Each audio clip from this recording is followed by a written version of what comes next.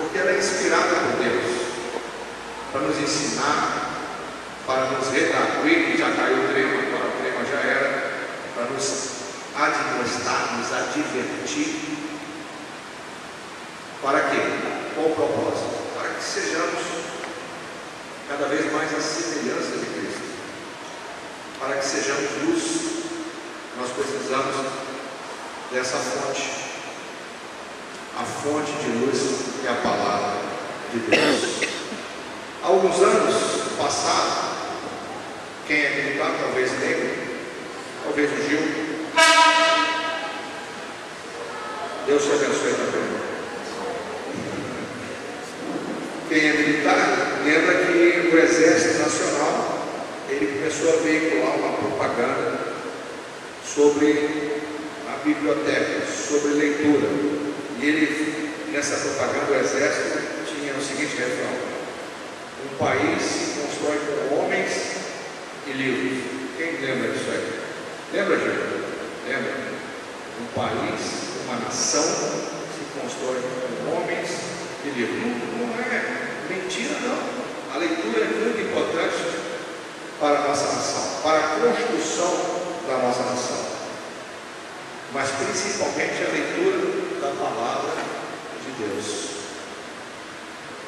principalmente essa leitura da palavra de Deus, porque essa nos faz mais sábios para viver neste mundo e também nos dá o caminho da vida eterna. Nós acreditamos nisso, nessa propaganda, e nós pregamos e aconselhamos que se faça isso. Leiam bons livros, mas principalmente leiam a Bíblia. Leiam a Bíblia. Nos 66 livros da Bíblia, se vocês não sabiam, a Bíblia tem 66 livros, não é? A Bíblia evangélica. Na Bíblia católica há uma inserção de mais 8 livros chamados apócrifos. São livros não inspirados, livros lendários, mas os livros canônicos, ou seja, os aceitos pelos concílios históricos da igreja histórica, são apenas 66 livros. 66 livros. E nos 66 livros da Bíblia, nós notamos o trabalho de 40 pessoas, 40 homens de diversas vocações, diversas aptidões, diversas habilidades. Não vou citar os 40, iria demorar muito, mas vou citar aqueles mais conhecidos. Moisés ele escreveu o Pentateuco. Todo mundo sabe aqui que é brasileiro, né? Futebol, quem sabe? Pentacampeão, quem que é penta? 5. Pentateuco. Moisés escreveu os primeiros 5 livros da Bíblia. Os primeiros 5 livros da Bíblia. Davi, um pastor de ovelhas. O que Davi escreveu? Essa é muito difícil. O quê? Davi, grande salmista, escreveu muitos e muitos salmos que nos inspiram, porque ele foi inspirado por Deus a escrever esses salmos. Esses salmos conta, não é a história da carochinha, conta a história da sua vida, os momentos difíceis, os momentos ruins pelos quais Davi passou e contou com a ajuda de Deus, e conta também as glórias de Davi. Salomão, Davi, nós sabemos que foi um rei. Antes era um pastor de ovelhas, um menino que cuidava do rebanho de seu pai. Depois teve Salomão, o mais sábio de todos os reis, também escreveu na Bíblia. Escreveu? Qual foi o livro que Salomão escreveu? Eclesiastes e Provérbios, livro da sabedoria. Quantos provérbios maravilhosos que Salomão escreveu, que falam da vida, do cotidiano, da vida prática, que você pensa, olhando para esse livro de provérbios, e você parece que foi escrito agora e para o nosso tempo. A Bíblia é um livro muito atual, não envelhece. Não envelhece. Eu gosto muito de ler Provérbios. Gosto muito.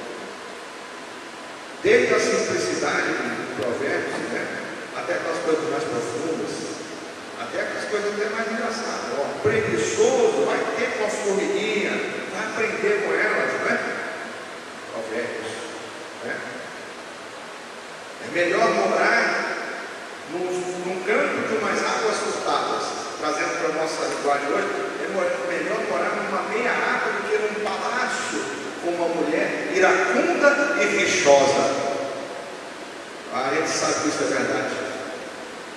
Quando a mulher, às vezes está no TPM, né, aquela coisa que quando começa a reclamar, a gente em qualquer barraquinho tá bom para a gente se esconder. Fala das coisas da vida, né? Fala das coisas da vida. Mateus, um cobrador de impostos, escreveu o Evangelho. Lucas foi um médico, escreveu o Evangelho segundo Lucas. Pedro, um pescador. As mais diversas aptidões, vocações, e Deus usou todos esses homens para trazer palavras de luz, palavras inspiradas para nós. Agora, claro, embora tenham sido autores humanos, mas por trás desta autoria humana estava a mente de quem? De Deus. A mente divina. Isso tem que estar claro. Estava a direção de Deus, do Espírito Santo. Por isso, o primeiro versículo que nós lemos, toda a Escritura, não só uma parte, toda a Escritura foi inspirada por Deus. Deus inspirou homens para escrever a sua palavra, e Deus ilumina homens para entender a sua palavra. Nós não somos inspirados para ler a Bíblia, nós somos iluminados pelo Espírito Santo. É assim que a gente começa a entender a Bíblia. Eu lembro na minha juventude que eu tentei ler a Bíblia algumas vezes, não funcionou, não dava certo. Por quê? Porque talvez eu estivesse buscando a forma errada. Eu não fui iluminado para o entendimento. E eu digo que quando a pessoa é iluminada pelo Espírito Santo, quando a pessoa busca a palavra de Deus com humildade, com temor, ele é iluminado e ele entende. E a Bíblia não é difícil quando somos iluminados. Agora, se a pessoa não é iluminada, não busca da forma certa, não tem a devida humildade para entender que esse é um livro inspirado por Deus, pode ser doutor, pode ser mestrado, pode ser o que for, mas muitas vezes pouco vai reter ou vai absorver o conteúdo espiritual desta palavra, porque não são iluminados. Por isso tem muitas pessoas não doutas, até sem estudos, muitos até mal sabem ler, mas são iluminados e conhecem muito da palavra de Deus. E outros são doutores que não conhecem nada, mas pensam que conhecem. Bíblia. Quem sabe o que significa a palavra Bíblia? Quem sabe? Quem sabe vai ganhar um refrigerante depois da cantina. Fala aí, irmão Roseta. Livros, exatamente. Biblioteca. Ganhou um refrigerante, irmão Roseta. Vai tomar um refrigerante para a gente aí depois. Livros. Bíblia. O nome Bíblia vem do termo grego biblion, que significa biblioteca. Biblioteca divina. Você tem nas suas mãos uma biblioteca divina. Amém? Faça bom uso dessa biblioteca. Nas páginas deste livro, eu gosto da Bíblia, porque na biblioteca divina tem de maneira muito clara, de maneira bem exposta, a loucura dos homens, as maiores das perversidades. Não está escondido. Não está escondido. Está aqui. Você vê as maldades, você vê as loucuras, você vê os desvarios, Você vê as quedas, muitas vezes, de homens de Deus, relatadas nesse livro, não escondeu, não mascara, não finge que não acontece. Então, nesse livro que é verdadeiro, um livro que trata de relação com Deus, você vê a loucura do homem e a sabedoria de Deus, lado a lado, estão no relato da perversidade humana e a expressão da bondade e da justiça divina. Está tudo aqui. Está tudo aqui. Na Bíblia. Deus tem se revelado ao homem de muitas maneiras. Vocês sabem como é que Deus se revela ao homem? Quem sabe? Vai lá, irmão, vai ganhar outro copo de refrigerante. Fala aí, irmão Jesus. Pela natureza e acertou já a parte.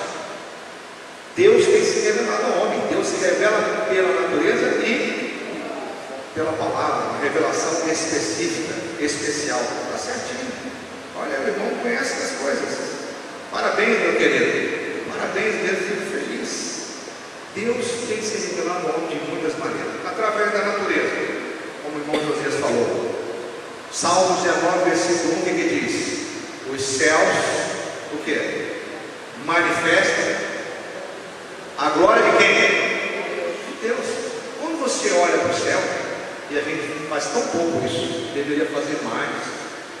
Olhar os céus, ver as estrelas, o sol, as coisas lindas que Deus criou.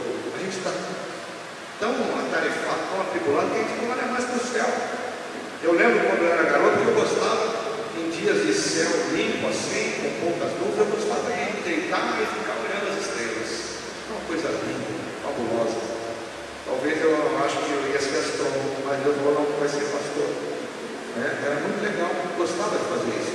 Por quê? Porque os céus manifestam a grandeza de Deus, a glória de Deus. É a revelação pela natureza, a revelação natural. Mas Deus se revela também através da consciência do homem, se é que ainda não está com a consciência cauterizada.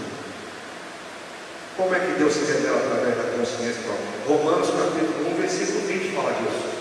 Diz assim: porque as suas coisas invisíveis, agora nós estamos falando das coisas visíveis, do céu, do mar, das coisas que têm assinatura divina. Porque as suas coisas invisíveis, desde a criação do mundo, tanto o seu eterno poder como a sua divindade, se entendem e claramente se veem pelas coisas que estão criadas, para que eles fiquem inexcusáveis. O que está falando assim? As coisas invisíveis de Deus, ou seja, os atributos de Deus, bondade, os atributos de Deus, onisciência, onipotência, o poder de Deus, que são coisas invisíveis, talvez impalpáveis, elas podem ser vistas nas coisas criadas. A consciência nos fala: existe Deus. Não é possível que haja tudo isso aí sem a mão de um Deus poderoso. Hoje estamos falando sobre isso, né, Cristiano? Os cientistas dizem: não, é o caos que fez tudo isso aí, que produziu essa coisa maravilhosa que vemos. Nós sabemos que o caos ele não produz a perfeição, que só uma mente muito elaborada, muito perfeita, uma mente extremamente inteligente é que pode produzir algo bonito, lindo e perfeito. A mente de Deus. Será que um cachorro poderia pintar o quadro da Mona Lisa? O que vocês acham? Não. Pode pegar o cachorro que quiser, da raça que quiser, e pode tentar lá. Vai fazer aquelas pinturas surreais, né, que dizem que são modernistas, que esbarra tinta para lá, tinta para cá, depois fala: que coisa linda. Mas duvido pintar a Mona Lisa. Duvido. Tem que ter arte, tem que ter inteligência, tem que ter técnica. Então, quando a gente vê as coisas criadas, não precisa de muita boa vontade, precisa sim de sinceridade, dizer: existe uma mente divina por trás disso. Queridos, através da natureza, nós conhecemos a Deus. Através da consciência, nós podemos afirmar: existe Deus. Através da história, nós podemos dizer incontestavelmente que Deus faz parte dessa história. Nós vivemos eras, nós vivemos, nós não, eles, que foram nossos antepassados judeus, nossos, diríamos, raízes, pais na fé, porque Deus preparou o povo judeu para que chegasse onde nós estamos hoje.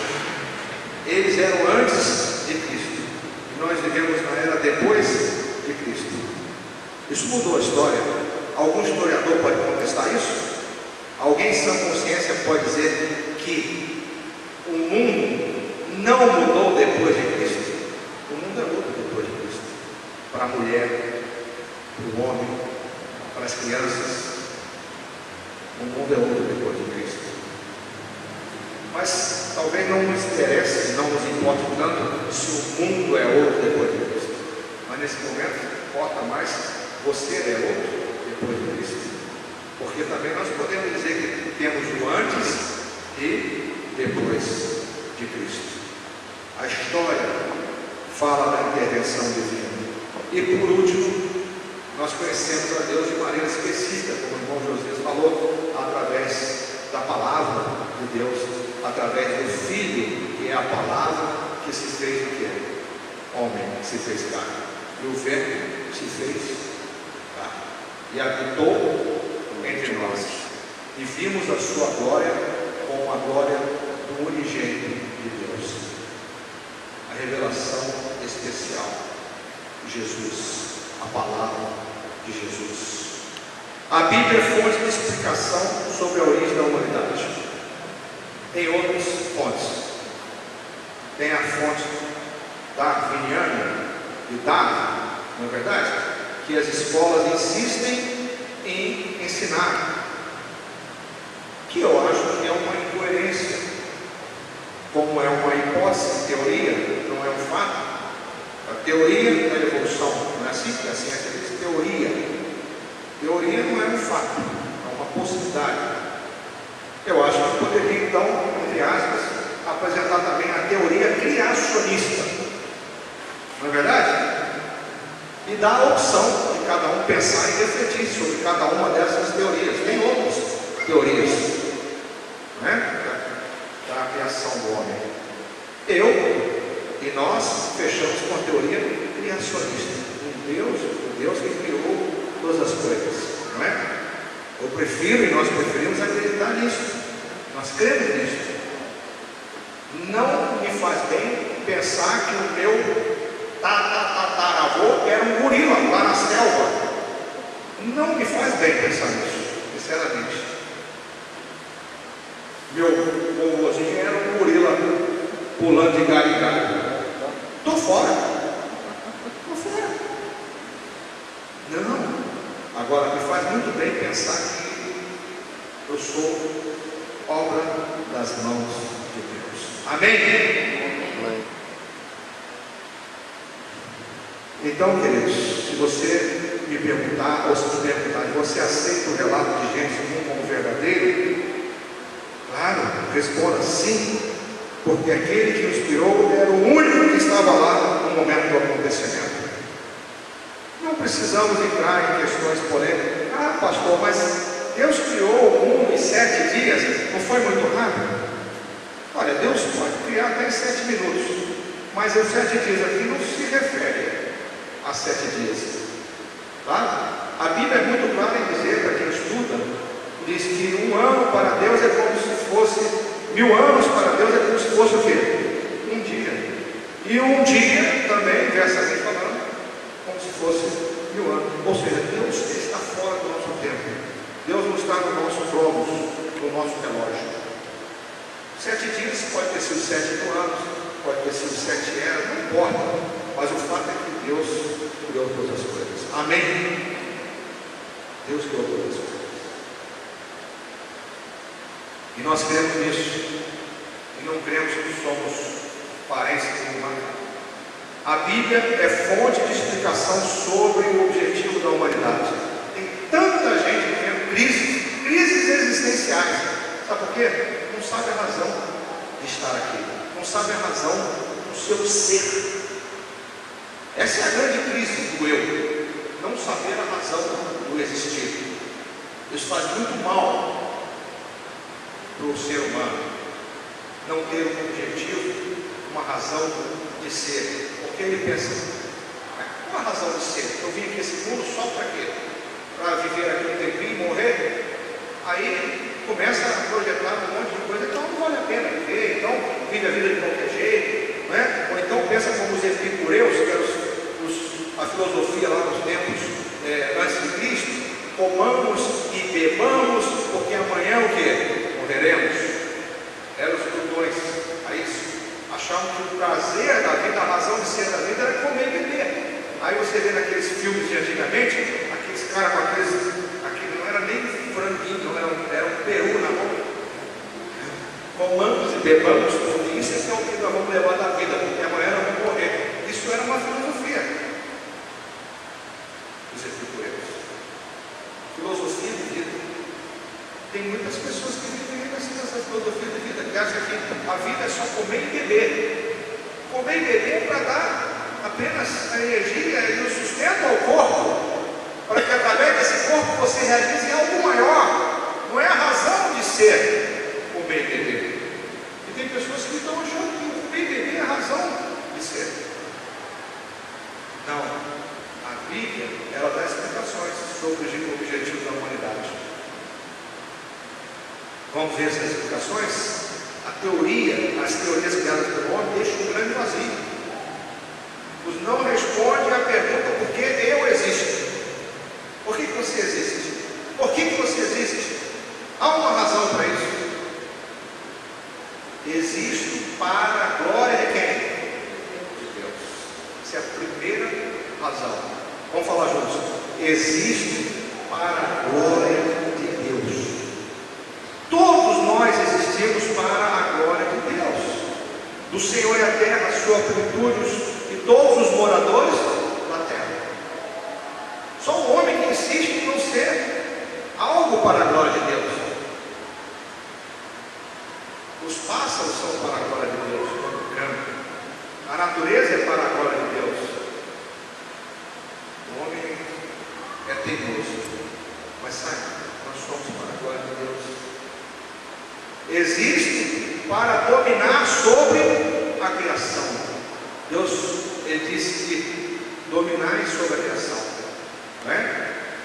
Tudo que eu criei é para você dominar, mas domine de maneira inteligente, de maneira sábia, de maneira prudente. É isso que nós temos feito? Não, nós estamos destruindo a criação. Destruindo. Dominar não é destruir. Dominar é no sentido aqui de usufruir. Usufruir. Nós estamos destruindo a criação. Existo para ter comunhão com Deus. Existo para ser eterno.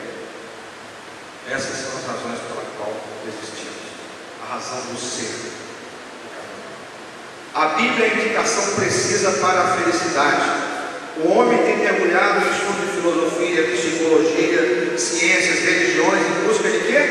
Felicidade. É o que todo mundo busca, felicidade. Somente através de Deus, da sua palavra, que podemos encontrar a verdadeira felicidade. E isso independe de circunstâncias materiais, mas depende verdadeiramente de um relacionamento íntimo com Deus. A Bíblia é a indicação precisa para a salvação. Você mais rápido que tem que ser. Jesus falou o quê? Eu sou o caminho, a verdade e a vida. Ninguém diz, senão por mim. Ninguém vem ao Pai senão por mim. Você quer chegar a Deus? Você quer chegar ao Pai? Não é a religião. Jesus não falou, é a igreja A, a igreja B, a igreja C. Ele disse, eu sou o caminho. Ele não disse, eu sou um dos caminhos. Ele disse, eu sou o. Ele é o. Ele não disse que é uma das verdades. Ele disse, eu sou a verdade. E a vida. Ninguém vem ao Pai senão por mim. Tem outro jeito não. Você quer morar no céu, você quer chegar ao Pai, você quer viver com Deus na eternidade. Olha, esquece tudo que você tentou até agora. Tudo. E entra no caminho que é Jesus. E você vai chegar lá certinho. Vamos ver que algumas pessoas célebres falaram a respeito de Jesus. Isaac Newton, porque algumas pessoas podem pensar, não, esse negócio de ser crente, isso é coisa só para gente medíocre, é coisa para gente sem estudo. Não é verdade. Não é verdade. Pelo contrário, é coisa para gente inteligente. Gente inteligente. Mas lá fora, muitas vezes pensam assim, falam assim, isso é coisa para gente medíocre, coisa para gente sem estudo. Coisa para gente que não tem horizontes. Estão enganados. Isaac Newton, ele falou, há mais indícios seguros de autenticidade na Bíblia do que em qualquer história profana. Isaac Newton. Pedro II, ele disse, eu amo a Bíblia. Sabiam disso? Ele disse, leio-a todos os dias, e quanto mais a leio, tanto mais a amo. Abraham Lincoln, ele disse, eu sou homem de um só livro, e esse livro é a Bíblia. Os Estados Unidos deixou esse livro de lado. Veja o que está acontecendo. A Bíblia tem iluminado mentes e corações. Ilumine as nossas mentes e corações. Ela tem resistido ao tempo, aos ataques. Já queimaram Bíblias e mais Bíblias. Houve épocas que ninguém podia ter uma Bíblia. Quem tivesse uma Bíblia podia ser até queimado junto com a sua própria Bíblia. Mas ela resistiu a tudo isso e está aqui. Está aqui hoje. E nós temos toda esta facilidade de ter uma Bíblia. Não é isso? Antes as pessoas podiam morrer, e ainda tem lugares que é assim. As pessoas podem morrer se forem pegas, se forem encontradas com uma Bíblia. Pensa que isso é coisa do passado? Ainda é assim em alguns lugares hoje. Somente em países de domínio muçulmano. A Bíblia resiste a tudo isso, a todos os ataques. A todos os ataques. Ela resistiu ao tempo. É o livro mais vendido do mundo. Mais vendido.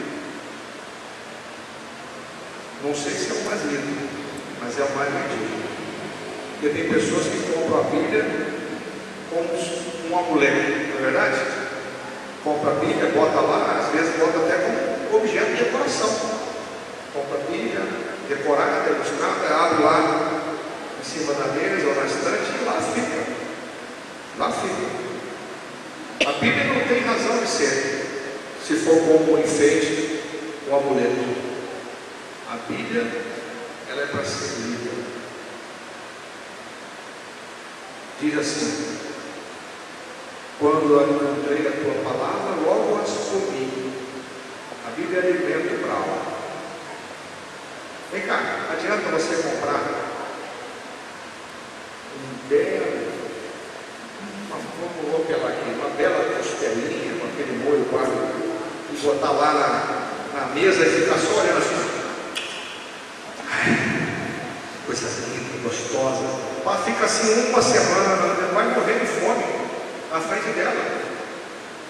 E tem tantas pessoas morrendo de fome espiritual com a Bíblia em casa. Sabe por quê? Porque ela não alimenta se você não lê. Você tem lido a Bíblia? Tem lido a Bíblia? Adianta você comprar um sabonete e ficar todo perfumado a cara se você não usar ele? Não adianta.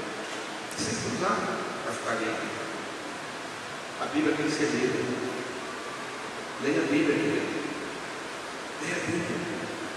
É alimento para nossas almas. E terminando. A Bíblia também é conhecida como, quem sabe os nomes que são dados à própria Bíblia. Primeiro, Hebreus capítulo 4, versículo 12, fala a palavra de Deus. É muito conhecida, né? A Bíblia como a palavra de Deus. A própria Bíblia diz que ela é a palavra de Deus. Está escrito em Hebreus capítulo 4, versículo 12. A escritura de Deus. Êxodo 32, 16. 2 Timóteo 3,15. As sagradas letras. Daniel 10, 21. A escritura da verdade. Da verdade. Não da mentira. Da verdade. Atos 7, 38. As palavras da vida. Palavras da vida. Mas o que é a Bíblia para você? O que é? É a escritura da verdade, a palavra da vida, as sagradas letras, o que é? Se ela não for nenhuma dessas coisas para você, ela vai ser uma outra. Vai ser a sua juíza. A sua juíza. Porque por esta palavra seremos julgados. Todo joelho há de se dobrar. Todos os joelhos vão se dobrar e haverão de ser julgados por esta palavra. Disse Jesus: quem me rejeitar a mim e não receber as minhas palavras, já tem quem o julgue. A palavra que tem pregado, essa o há de julgar no último dia. Não adianta. Se a Bíblia não for nada disso que eu falei aqui para você, ela vai ser o livro pelo qual você vai ser julgado. Qual a relação da Bíblia com Jesus? E vamos terminar. Muitas relações, toda relação, íntima relação. Por quê? Porque Jesus é a Bíblia. É, pastor? É.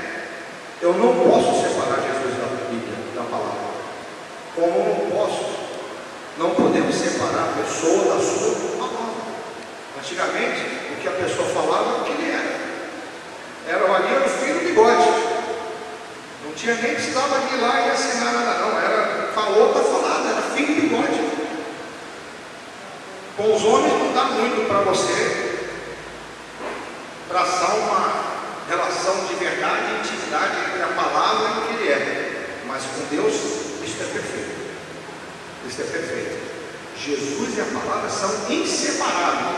E eu acho um absurdo a pessoa falar: eu creio em Jesus, eu acredito em Deus, mas na palavra eu não acredito. Absurdo. Absurdo. Se você não crê na palavra, você não crê em Deus, não crê em Jesus. Ele é a palavra que se fez carne. Ambos têm existência eterna. Ambos vieram como mensageiros para abençoar. Ambos são infalíveis. Ambos são fonte de vida. Ambos são luz. Ambos são alimento para a alma. Ambos devem ser aceitos para a salvação. Para aqueles que o rejeitarem, ambos o julgarão. Jesus e a sua palavra. Como é que está você e a palavra? Eu sei, você pode estar falando assim: não, pastor, eu estou com a Bíblia e não abro. Mas não abre mesmo? Esse aí com o período, depende, né? Em duplo sentido, né? Nós temos que estar com a Bíblia aberta e dentro do nosso coração. Amém? Então, nós vamos agora nos preparar para um momento de ceia. Não vai ser um momento muito extenso por conta do tempo, mas nós celebramos a ceia aqui na nossa igreja mensalmente. É um momento de comunhão com a igreja e é bíblico. E algumas igrejas já têm deixado a prática da celebração da ceia, dizendo que não mais é importante, não mais é relevante. É um absurdo, porque isso é uma ordenança da palavra, a ceia. Então nós vamos agora passar o momento da ceia. Eu vou chamar aqui a nossa diaconisa, a Marilda. Ela vai vai estar passando com a bandeja, servindo os elementos, aqueles que forem de Jesus e creem no Senhor e que já são batizados, mesmo que não sejam aqui na nossa igreja, mas são crentes de Jesus e são batizados, podem e devem participar da ceia conosco. Se você ainda não é batizado, se você ainda não tomou sua decisão, que possa fazê-lo hoje, e em breve, quem sabe, a próxima ceia já está participando conosco desse momento, que é um momento, diria, um momento ímpar na igreja, quando nós celebramos a ceia do Senhor. É um cerimonial.